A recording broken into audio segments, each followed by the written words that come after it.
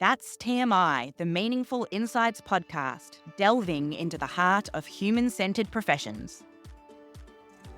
That's TMI is recorded on the lands of the Kulin Nation. We pay our respects to all the traditional custodians of the lands on which you are joining from today. Welcome back to the very next episode of That's TMI. You're joined again by two of your hosts, Chris Higgins and Smita Singh, hello.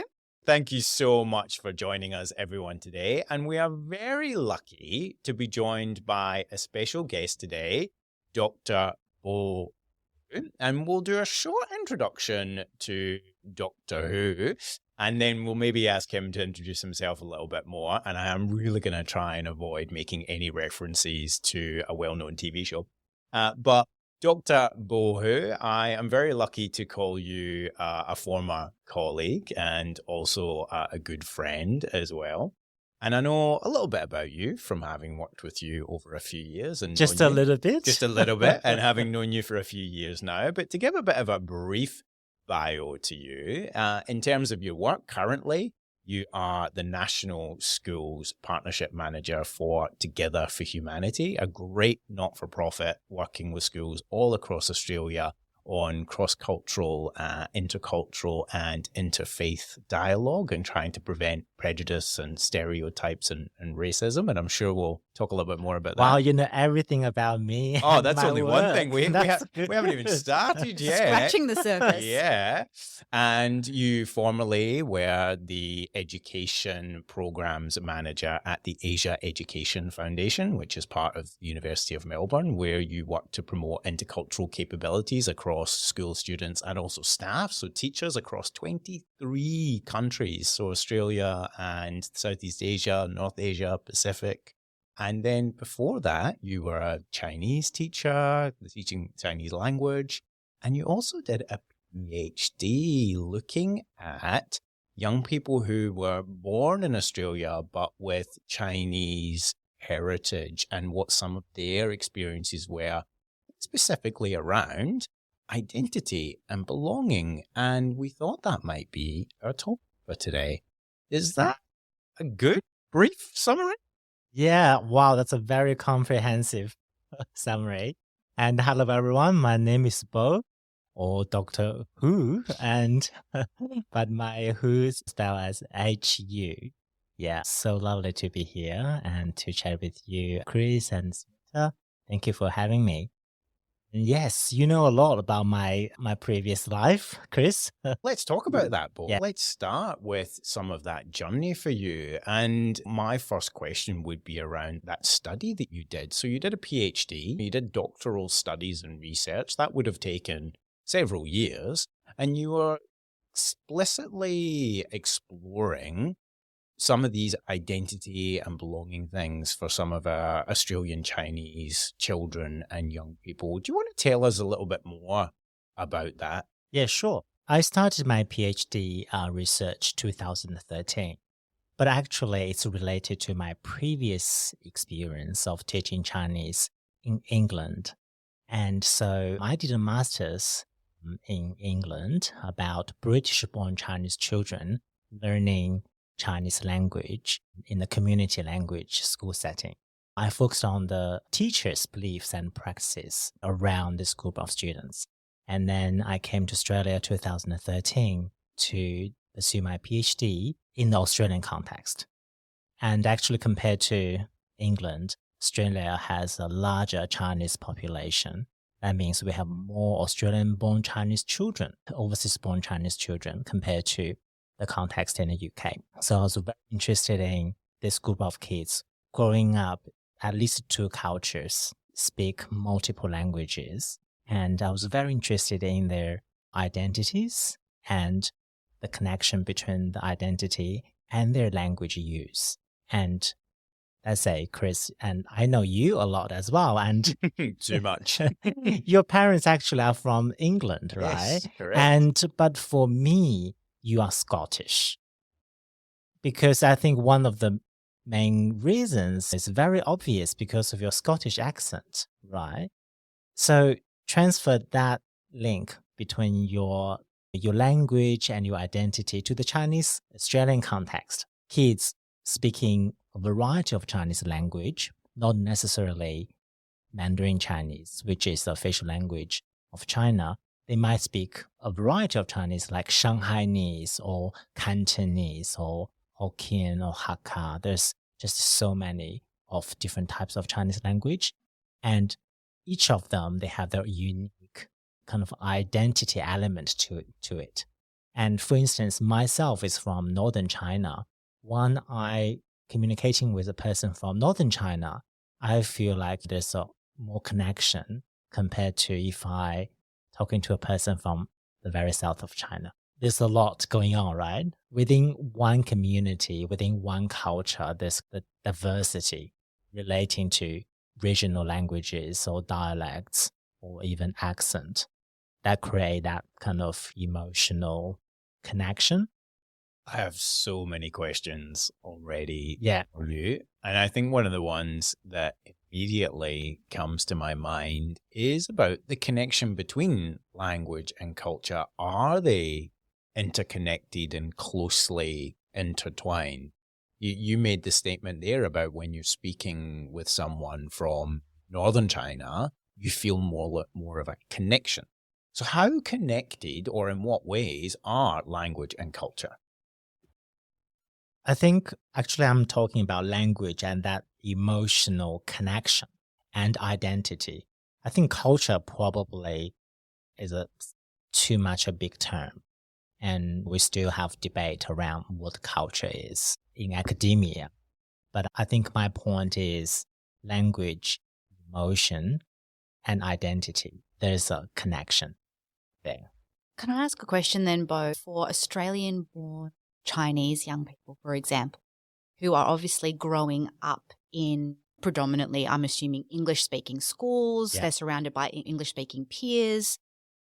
What then did you discover in terms of their identity, like the conflict that then occurs between viewing yourself as English-speaking, Australian-born young person, but then also being at home or being part of a family that might identify slightly differently? And what did you find in the clash of those two worlds, if there was a clash?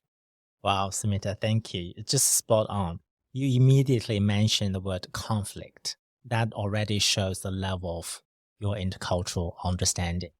Normally, people, if we look at the public discourse, people always say, oh, let's celebrate multiculturalism. Let's celebrate multilingualism. I think the society tend to think growing up multilingually and multiculturally is a harmonious thing. We say, oh, we are one community, proud diversity, right? So we're trying to say, yeah, that's fine. Everyone is different. We are living a harmonious society. I think that's the public discourse. That's good in one way. You unite people together. But on the other hand, sentiment or discourse dismiss that conflicts or the struggles, identity-wise or emotion-wise, relating to students of diverse cultural and linguistic backgrounds. And Australian-born Chinese children, they grow up in two cultures at least. And in my research, I use the term, they are trapped in this conflicted space where the mainstream position them as Chinese and the Chinese community position them as Australians. Normally, their parents are first-generation migrant and they really want their kids to be part of the Australian society. And you are Aussies, you are not Chinese. But the mainstream, the school, when they socialize with their Anglo peers, they are Chinese. There's a lot of conflicts internally, I would say, as a young Australian Chinese kid. I think they're constantly navigating through multiple cultures. And I think they practice different identities in different circumstances. And let's say if this kid is in a weekend school, I think the Chinese identity is stronger. And sometimes you socialize with peers of your same background. You actually don't think about those concepts. But when they socialize with their Anglo peers in the mainstream classroom, I think they are constantly reminded that you are Chinese. And I think the consequence of that is you don't belong. Can I go deep immediately? This is a real common trait of mine, Beau, is I go deep really quick. But I think the way that you've summarized that at the end, that was really what my next question was going to be, is the way that you described that so perfectly, that both sides other that young person. Yeah. And then I suppose they're not viewed as belonging on either side. When we think about a young person developing a sense of identity where they're othered wherever they go, how do they find a sense of belonging in that community? Is there, in your research, is there anything that you've found that has supported a young person to navigate that? Or is that just an ongoing piece of conflict that young people are facing? That's a really good question. It's a complex question, right? Because kids are not living in a vacuum. They have different communities. They have their own family community. They have their own school community. If within the school, if they're part of a sports club, they're part of that community. I think I would say we need to create a support system around identity for this group of young children and start with the family. I think growing up, because parents are the children's primary, we call it primary agents for socialization. Before kids went to school, and the parents need to actually help the kids to develop a clear understanding of who they are. So I think that family socialization process is very important. I think for students of diverse background, it's important for parents to confirm that element of them instead of saying, oh, you are Australians, you are not Chinese. But actually these days, we rarely see that approach. But in the 50s, during the white Australian policy era, it's very commonly seen migrant parents don't want kids to have any connections with their home culture or the country of origin. That's why that assimilation sentiment was very strong. But these days, I think, and also the change of the public policy, people think, oh, multiculturalism is good. You can speak your own language. You should be proud. I think at a societal level, we've made a progress. I think it's in the family, parents should actually encourage, reinforce that in the home as well, and to acknowledge that part of the children's identity. And when kids go to school, and that's another sphere of the socialization, right? Kids going to the mainstream schooling, learn subject matters, learn all sorts of things. And I think the school as a community also need to help the students of diverse background to be more confident about their culture and identity. And only by combining this can we hope young person themselves view themselves positively.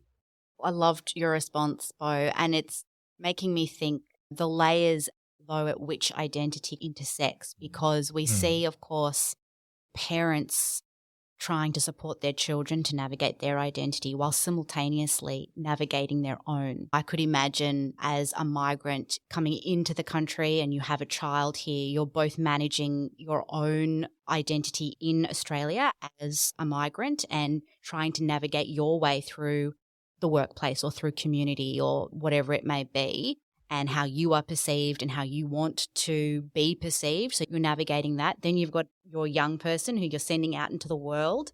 You're trying to raise them with a sense of their values, but they're also experiencing a different kind of experience in their environment. And so you've got that kind of intergenerational, almost back and forth, like a cyclical, symbiotic relationship there of identity flowing back and forth and being experienced. And of course, there's going to be those moments where they jar and then, of course, moments where they flow. But I'm just thinking then, as professionals in this industry, as schools or as people working with young people or working with multicultural communities, what a tough space It to try is. to support It's a- people. Every person's experience is unique. Yeah, Their that's what experience we is- always say. The space we work in is like a marketplace. You have a lot of offerings, you have diverse customers, different, all the noises in the background. It's a messy place. But on the other hand, that's also the beauty of this work. I think we as professionals working in this space, we are constantly learning about the nuances. And under this umbrella term of diversity or multiculturalism, there's just so much more to it, right? Within one culture, there's nuances and differences and different groups. And there's so many things we need to learn.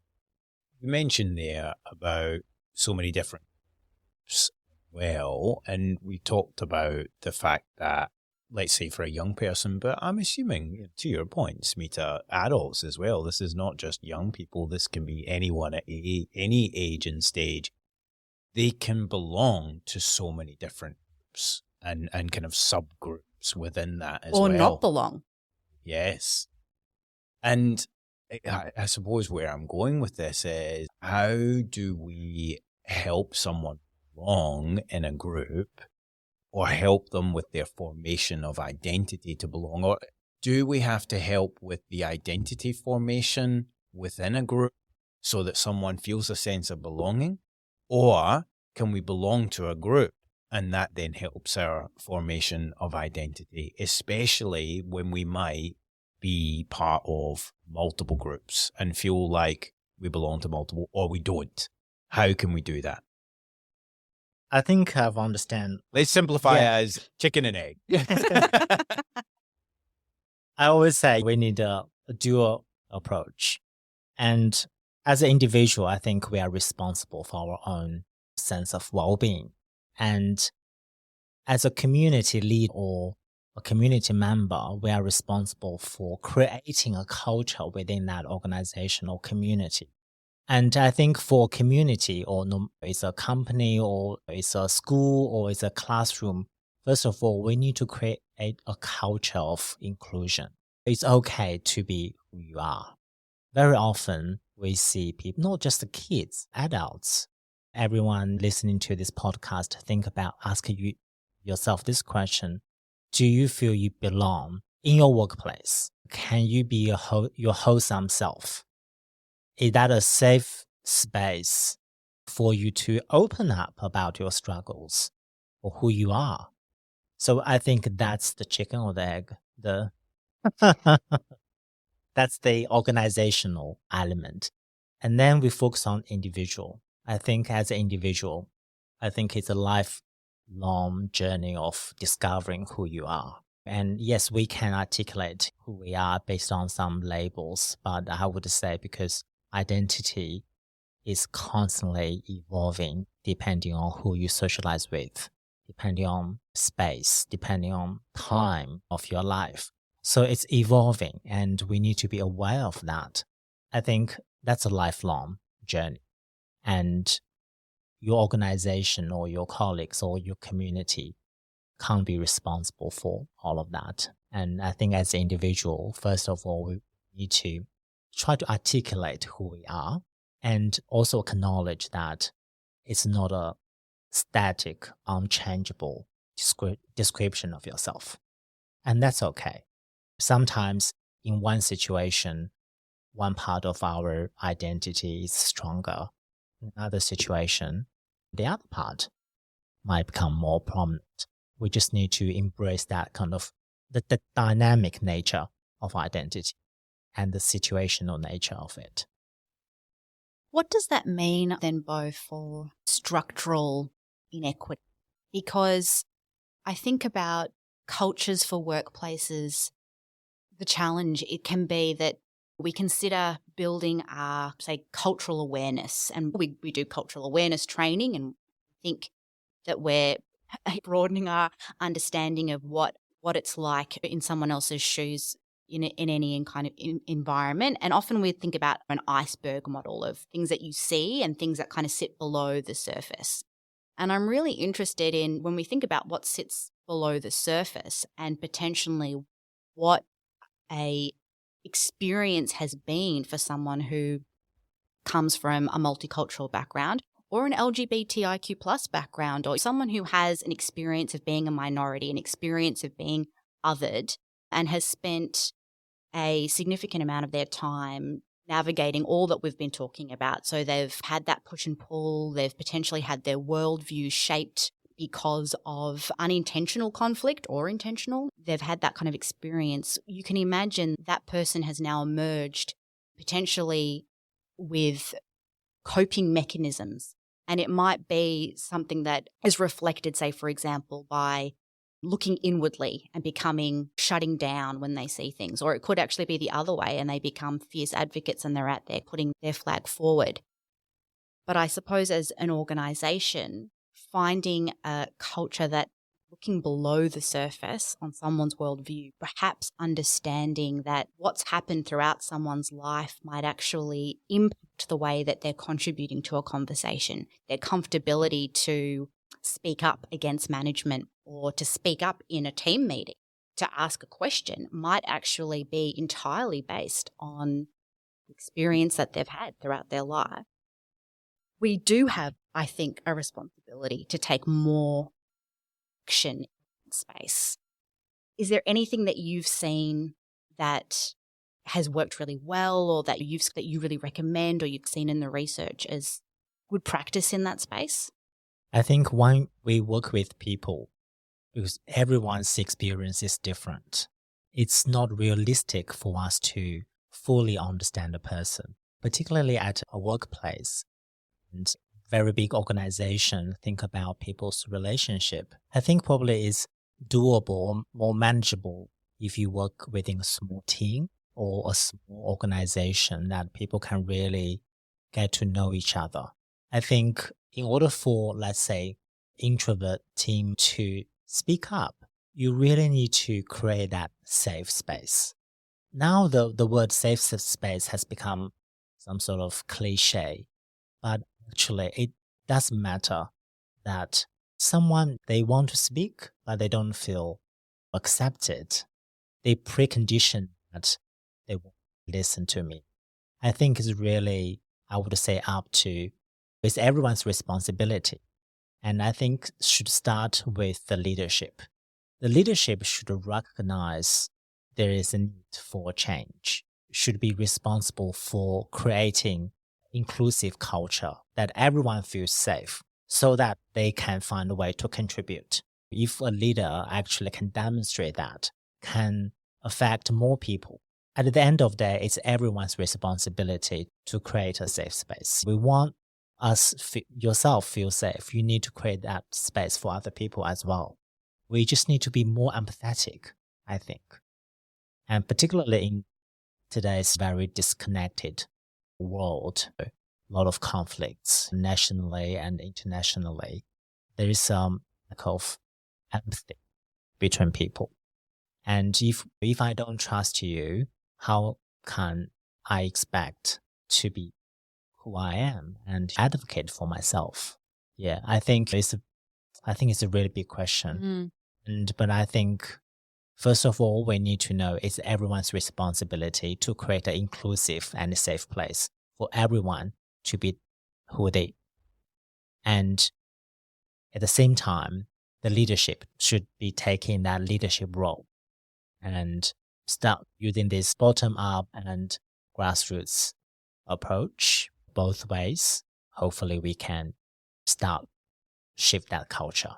When you were saying earlier about the lifelong journey of R and it's constantly evolving, and this might be a personal reflection in this moment, but it made me think about not necessarily knowing my own identity and still grappling with that and knowing that it's evolving and changing and thinking back to who I was 5 years ago, and it's very different now, and I'm sure it will be different again in another 5 years based on my experiences. But it made me think about how I often expect other people to know their identity. So I acknowledge within myself that I might not know it, or I might not be sure about it, or it might be evolving and it's dynamic and it's not static. But I expect others to be static, and I expect them to know who they are and therefore to be able to have the flow-on effects that come from that. As I say, this might be a personal reflection, and I'm putting it out to the room here, to both of you, Smita and Beau. What do we think on this prompt of, is that wider than that? Is there maybe something bigger and broader where we almost have different expectations of ourselves and others? So, and particularly in relation to identity and that sense of belonging. It is a really interesting question, Chris. And even as we've been having this conversation, I have been having so many deep reflections just about my own identity and the kind of journey that I've gone on. So, look, I think your question just framed some of those thoughts that I've had whirling around so well. I'm happy to share a story of my own, one that's perhaps a quite significant identity moment in my own experience, perhaps to try to answer your question. Look, I basically moved through my life feeling really clear in my head who I thought I was. My family are of proud Fiji Indian heritage, and I've actually adapted that into my idea of what it means to be an Australian. I'm a Melburnian born and raised. I have an Australian accent. That's who I am. I'm very aware that might not be how I'm perceived by others, but certainly in terms of how I feel about myself, it's always felt very clear to me. And it wasn't really until I met my partner, who is a male Caucasian, he's British born, and we were about to get married, that I was suddenly faced with, I suppose, how I see myself and how I wish to be seen. And it actually came up from a really simple moment of we were planning our engagement party. And to give you a bit of context, growing up, I don't think I ever even questioned what my wedding would look like. It was going to be an Indian wedding. I had seen pictures of my mother and I knew that's what I wanted. And thank goodness, because for my family, again, it wasn't a question. We were going to have an Indian wedding. So we always knew that culture was going to be a really significant part of the day. And then suddenly, here we were planning our engagement party and my partner wanted to invite his friends.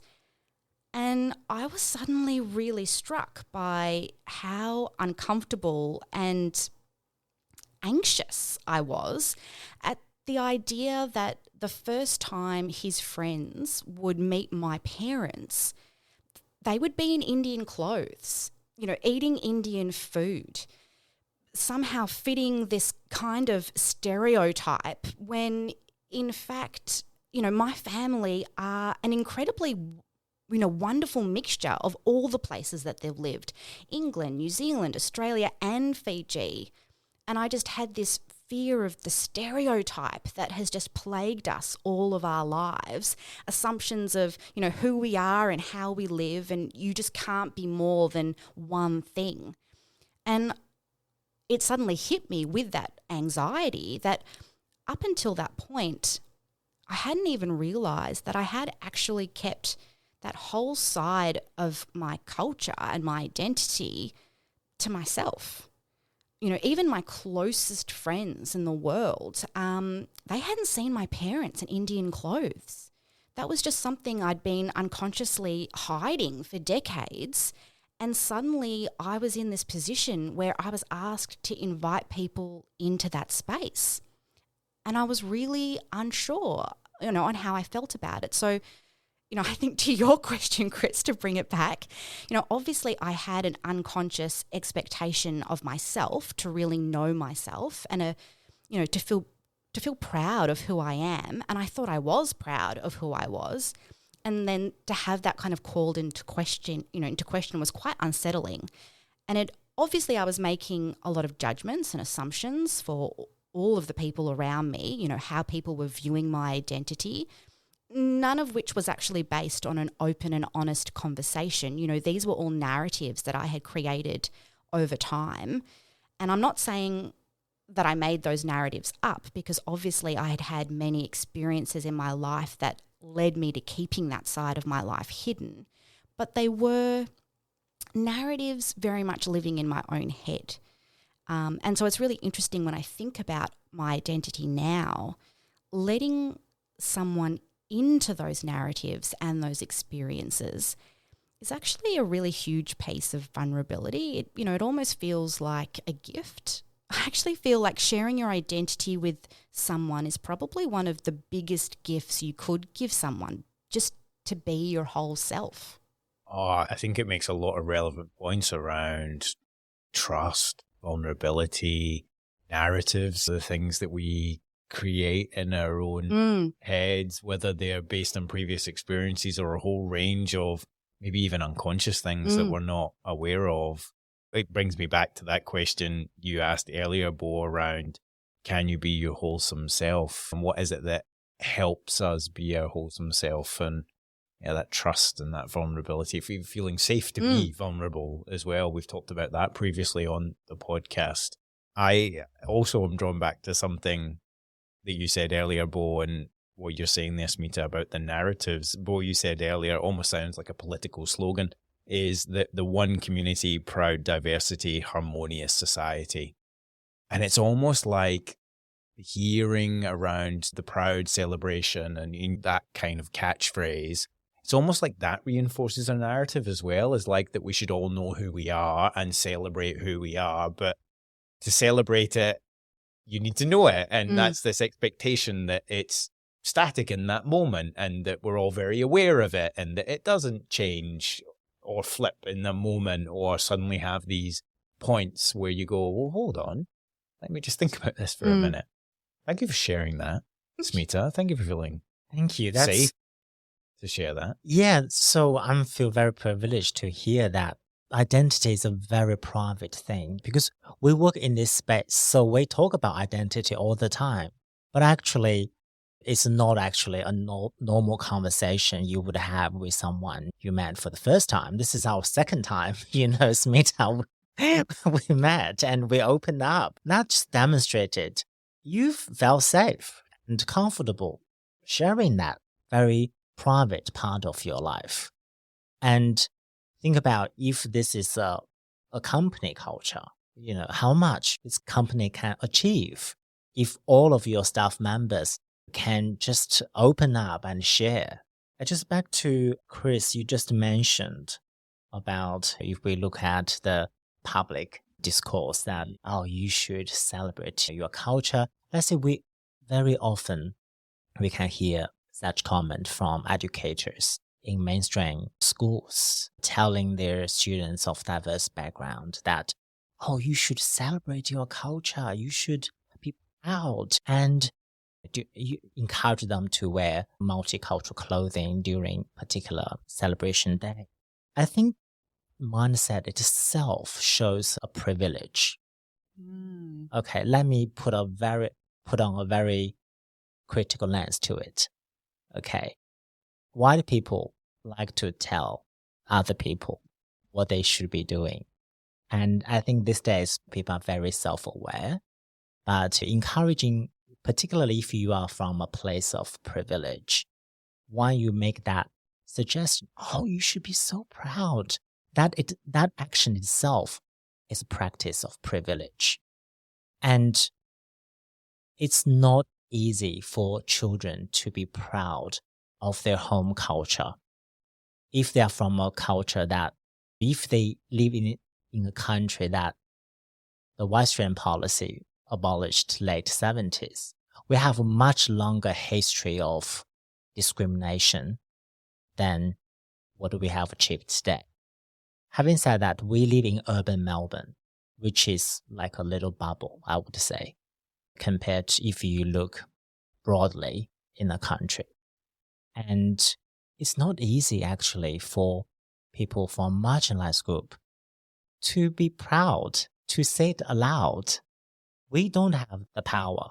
We don't have the confidence. Is it maybe a lack of conscious thinking and awareness around the struggle and the conflict and the navigate? We've used that word a few times, and I like the symbolism of that as well. If we make statements like, you should be proud of, or we should be proud of, it doesn't acknowledge, actually, this person or group could have actually been on a significant journey that they've been navigating of struggle and conflict and may still be on that. And all of us can be on that. We're not acknowledging that by making a statement like, you should be proud. I think because we're talking about empathy, being empathetic, I think people who make that comment, particularly if you are from a privileged place, if you never had that lived experience firsthand to be a minority or being marginalized, as much as you want to be empathetic, there's no way you could understand that person's experience.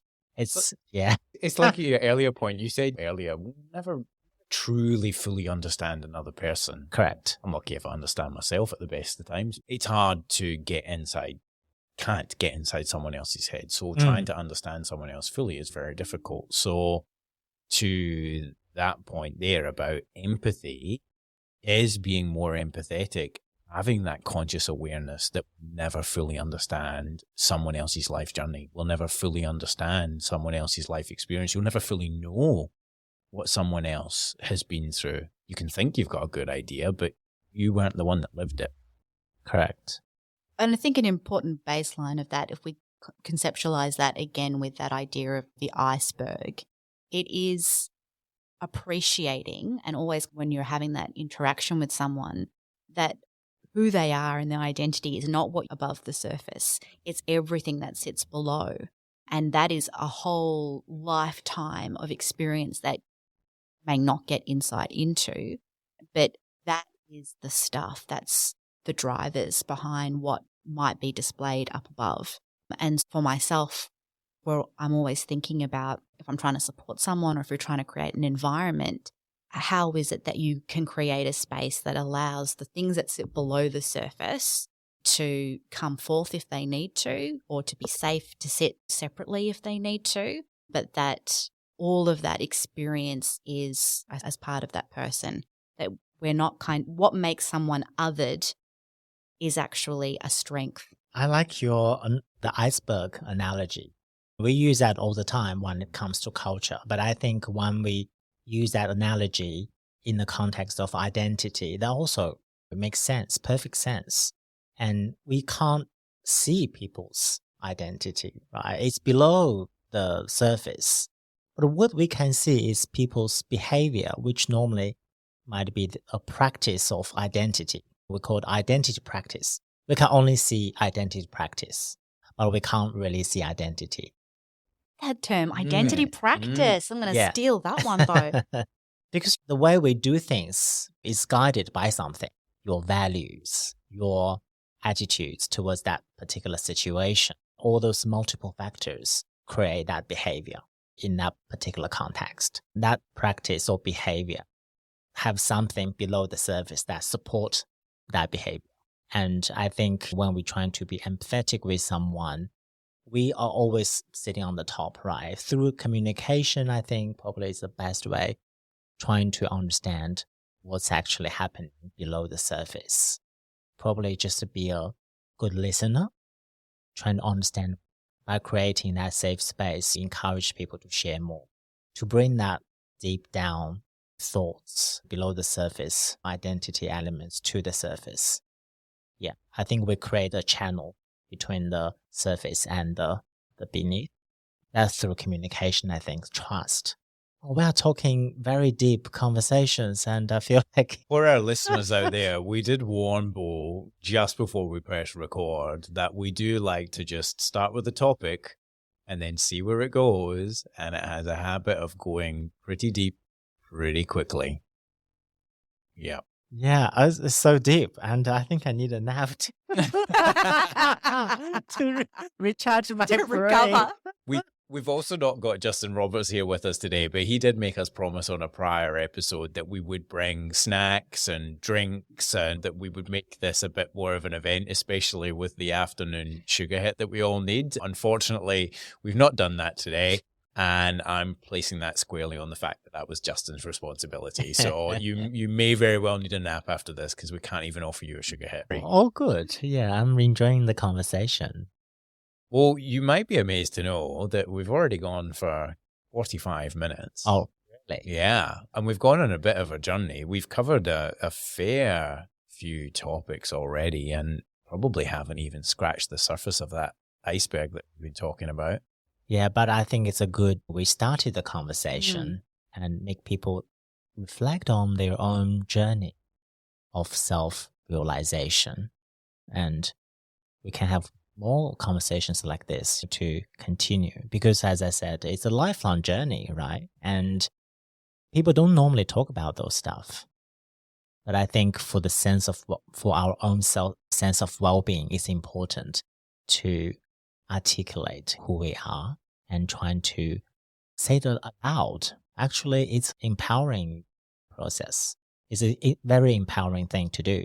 Think about if a young kid of multicultural background can confidently express who they are, what kind of food they eat, what kind of family culture they have, proudly and without hesitation. That's a very powerful thing. Beautiful way to summarize. I was thinking, Smita, you mentioned about you've kept one part of your identity to yourself. If I go deeper, and there must be a reason for that, consciously or subconsciously, there should be a reason for that. I think as a young student, as a young kid in school, if we can help the students, young kid, to reveal that part of themselves, we can create a very positive identity for this kid. And that's going to have a very positive lifelong impact. This is the part where we usually go around the room and ask for a bit of a key takeaway or a summary.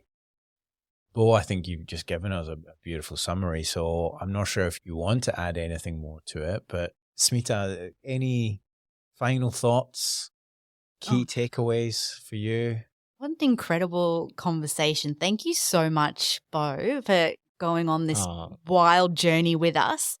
I think I have two thoughts. Can I cheat and do two? Oh, this time. Chris really cracks the whip around here. The first one is taking it back to language. I was just really reflecting, even as we were talking, how much challenge, even now, I'm having with articulating the questions that I wanted to ask or how I wanted to dig into the topics. And just reflecting on what sits behind that actually made me reflect that there is a language that we need to learn around talking about identity and belonging and culture. And it doesn't come naturally. Because we don't talk about, no one actually taught us how to describe who you are. And normally when we do research about identity, I think as a novice researcher, and you might ask this kid, what is your identity? No one can answer that question, even like an adult. What is your identity? That's why we have to come up with so many different ways to elicit that identity part. Let's say through creative practice, like drawing a picture, or depending on the child's personality, they're very articulative, some are a bit more reserved. We have different ways to try to elicit that information. And I think as educators, we need to actually develop the corpus of identity, right? How to facilitate our students to articulate who they are, which is a very identity-focused thing. As a kid, you always write essays about your family. That's actually an identity practice. And I remembered when I was in primary school, we were always asked to write essays around, my parents or my father or my mother, my family. Actually, these topics are identity related. I think might be helpful for educators to highlight the concept explicitly, help kids to unpack the complexity of who they are, aka identity. And the reason we're doing that because by unpacking identity, and we are helping kids to develop positive identity about themselves. And it's related to their sense of well-being. So well put, as always. Amazing. Yeah, amazing. So that was takeaway number one. And I promise it wasn't just an excuse for me rambling through half my questions half the time. It was genuinely, I think, a journey of actually building a language, a literacy yeah. in this space, which has been a really, I think, something I'm going to take away from this conversation, just personally and professionally as well, Beau. So thank you so much for that. My second kind of key takeaway was you talked about emotional connection in familiarity. And I suppose for me, what really resonated for me in that was then thinking about the flip side. So when there's no familiarity, when we're faced with differences, what is then elicited in that scenario, and how do we actually build empathy, which you've been talking about throughout the conversation today. And so I suppose where you see emotional connection, familiarity, perhaps the flip side is empathy, indifference. And how do we embed that to our work and our spaces we roam? Powerful stuff. I just keep coming back to, can you some self? That, for me, it keeps sitting with me, and not me asking myself, can I be my wholesome self? But thinking about how you talked earlier, Beau, about responsibility and how we have individual responsibility, but there's also the collective and that we need to build, if it's a workplace, a school, etc., we need to build a culture in that space. But thinking about that question from the lens of my actions, my behaviors, the way I practice things, and how it impacts other people asking themselves that question. So I'm just thinking about how I show up in spaces, and am I behaving in a way that allows others to be their wholesome self? Am I taking responsibility and building an empathy so that others can feel that safety, trust, vulnerability? That's a big good. takeaway I for think, me. yeah, thank you. And thank you for having me. I really appreciate this opportunity to discuss those big questions. And everyone has an identity, but we rarely discuss about it. Once we start opening up, and we'll be surprised to find, okay, other people might have a very similar experience. That's back to students of diverse background. When they open up, share about their lived experiences, there's aspirations, struggles, stories, and they will find, oh my God, other people, they are on the same journey as me. And that self can be very empowering. Dr. Beau Hu, thank you so much again for giving us not just your time today, but also your thoughts, your insights, your wisdom, your provocations as well. Thank you so much. I definitely feel enriched for it. And I think for all our listeners out there, to acknowledge something that you said, Beau, this is just the start of a conversation. Yeah.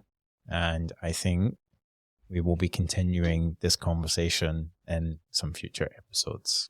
Fantastic. Thank you for being so open-minded and honest, and thank you for having me.